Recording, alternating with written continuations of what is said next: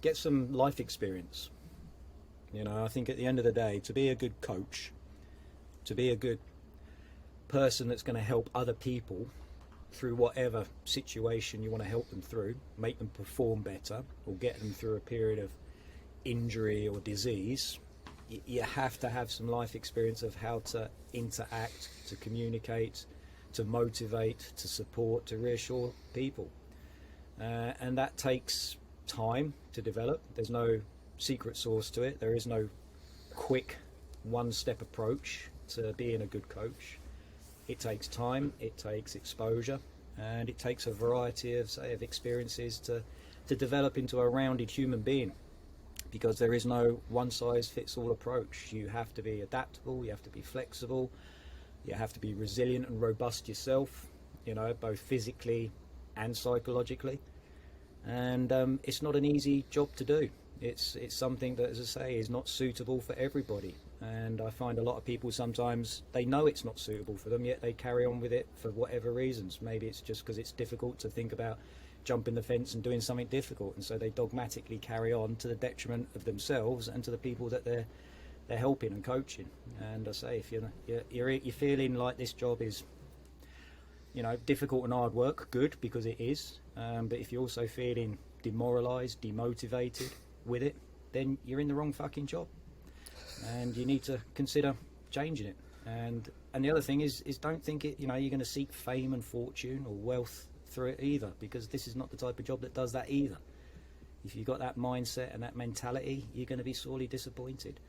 It requires, as I say, that approach where you're quite happy to selflessly commit your time, energy and effort to make somebody else appear better and perform better, and you're not going to take any credit for that. And that takes a certain type of personality to be happy to do that. You know, that takes a certain person, and say a lot of people I think that are in this profession aren't those people. How did you learn how to do that? I haven't. I just talk a fucking good game.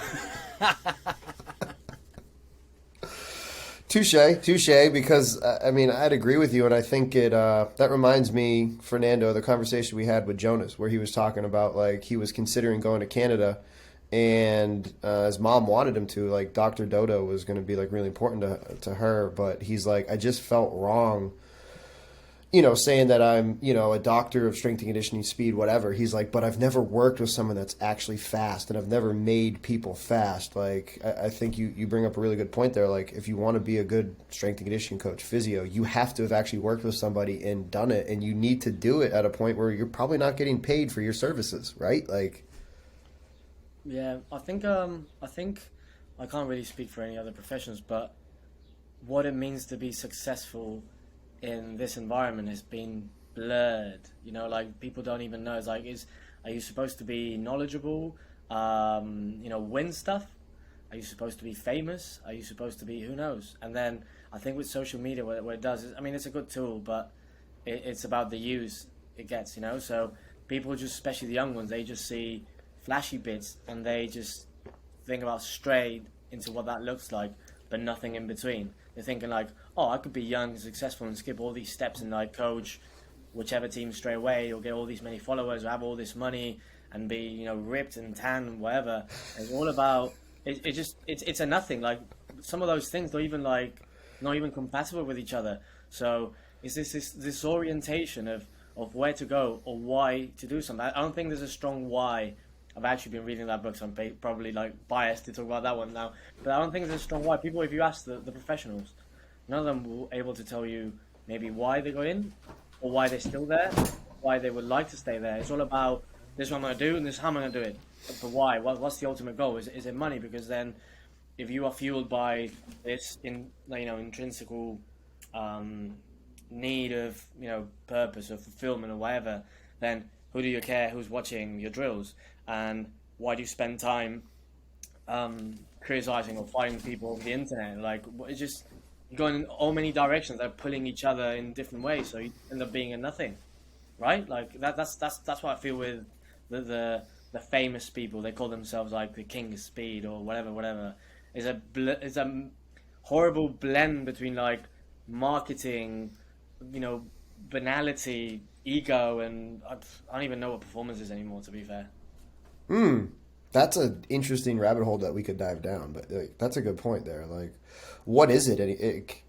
Because that's the part too, though, with strength and conditioning's physios. If you're working in team sport, we're always at the liberty of being fired by admin, people that have no idea what we're doing. Versus if you're working, ideally, if you're working for private clientele, you don't have to deal with that as much. But yeah, I mean, to try to prove your worth can be difficult because you do have to sell yourself, and then that goes back into that, right? Like, as you brought up the book, that's what you guys saw me turn around and do. I got this book the other day, Outlive. Have you heard of it? Anybody out there? Either of you guys? So it's talking about the science and art of longevity. And the reason that I brought it up is it says it's rethinking medicine to live better longer. And so it's, again, probably going to be about the idea of like, hey, we don't need to ingest or inject things in us to get our body to optimize the way it should be. What are some things, Adam, that you found help out your clients, your people you work with that maybe isn't, just, hey, we're going to rice or we're going to inject you in some ibuprofen? Like, what have you done to make people feel better and move better overall? And then we can kind of dive into different areas of the body. Great question. And I think, the main thing that I do 99% of the time in a lot of my evaluations and consultations now is listen to people and to then give them some confident reassurance that all their fears and doubts that they have got about this issue are not as bad or not to be as concerned about. So I think that's the number one thing that I do as a healthcare professional 99% of the time. Because when people have a pain, an injury or a problem, normal human nature is for everybody to think worst case scenarios. What's going on, what's possibly could be happening, what's going to happen in the future. And so I totally get that, having a recent severe bout of radicular issues with my own back injury 18 months ago now. As a healthcare professional with lots of experience of helping other people through those situations, when it happened to me, my brain instantly went to worst case scenarios. So I know it happens to everybody in all sorts of situations. So a lot of the time, as I say, my biggest thing of helping people get healthy or get recovered from an injury is giving them reassurance after listening and giving them that sort of pathway, giving them some green light to be able to know what to progress on and what to focus on, which is basically keeping it simple as possible.